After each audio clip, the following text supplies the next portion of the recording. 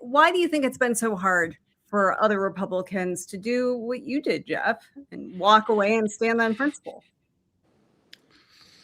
Oh, boy, I mean, backbone and courage are short commodity in short supply in the Republican Party, that's for sure. And we've seen some of the reasons why in the last couple of weeks in the Indiana state Senate primaries, in the Louisiana Senate primary, where Bill Cassidy, who voted for impeachment, got his ass handed to him. We're going to see it today, probably in Kentucky, where Thomas Massie is going to lose. His crime isn't that he's not sufficiently MAGA. He's arguably more conservative and more MAGA than MAGA is, but he just doesn't want to protect pedophiles. He draws the line there.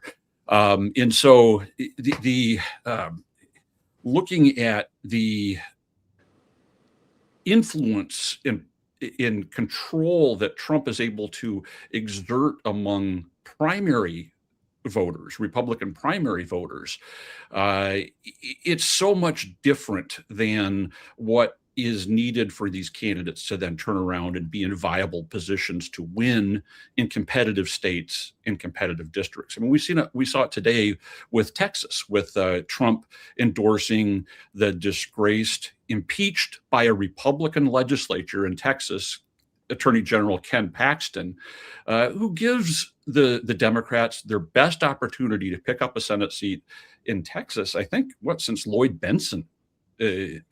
So, I mean, that's he comes from the Voting Rights Act legislature, congressional delegation from Texas.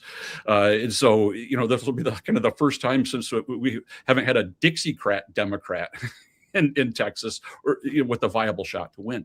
And so what Trump is able to do is he's able to exert his almost iron grip, because Republicans by and large have decided that being in power and being in office, being a U.S. senator or a governor or a member of Congress, is more important to them than their oath to the Constitution, than their country over party, or being able to separate right from wrong. They're willing to sacrifice all of that if they can, if they can show up somewhere to vote in, House of Representatives or in a legislative capital or in the U.S. Senate, and someone's going to fawn over them. They would rather keep that power.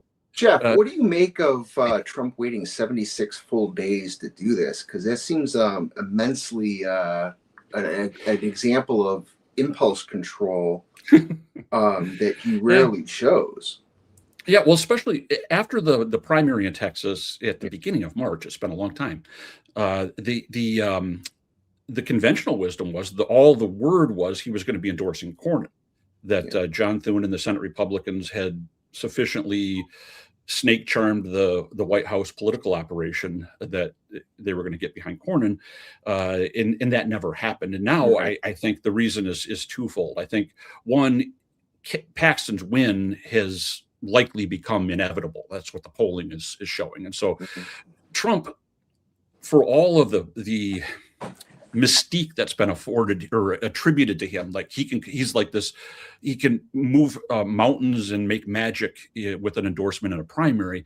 Yeah, but usually what Trump does, he doesn't pick a long shot and they catapult to the top. He sees where the parade is going and he jumps out in front and tries to lead it. And so he was waiting here, wanted to make sure. Paxton was where his inclination. Paxton's a criminal. Paxton was under federal indictment. He was he's corrupt. He was impeached by Republicans in Austin. He's got his womanizer problems. He is everything that Trump admires. He's corrupt, and Cornyn isn't.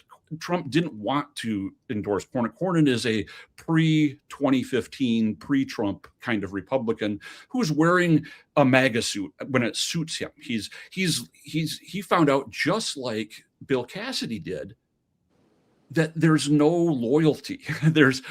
You can't put the toothpaste back in the tube if you've ever crossed Trump. I mean, with Cassidy, it was the impeachment vote. With Cornyn, it's trying to govern and uphold the Constitution and adhere to the rule of law by and large.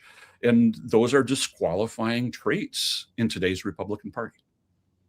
But there have been some Republicans like Marco Rubio, like J.D. Vance, that did publicly criticize Trump, and they have been able to prostrate themselves before Trump and become MAGA loyalists anew. So what should Bill Cassidy and John Cornyn have done if they wanted to get Trump on side so that maybe they would still be in the Senate? Well, you take the same approach that that J.D. Vance and Marco Rubio done, and you bend over and you take it. That's a Really, great. that's Yeah, that's the truth. Yeah. You have to substrate yourself. You have to give. Yeah. You have to submit yourself. Yeah. You've got to give in to Donald Trump in the Gimp mask, and have him take over your life. It's just that simple. Yeah. Yeah. It's But not good enough just to usher our. No, pressure and capitulation are one thing. This is domination. Mhm. Okay, this is S&M shit.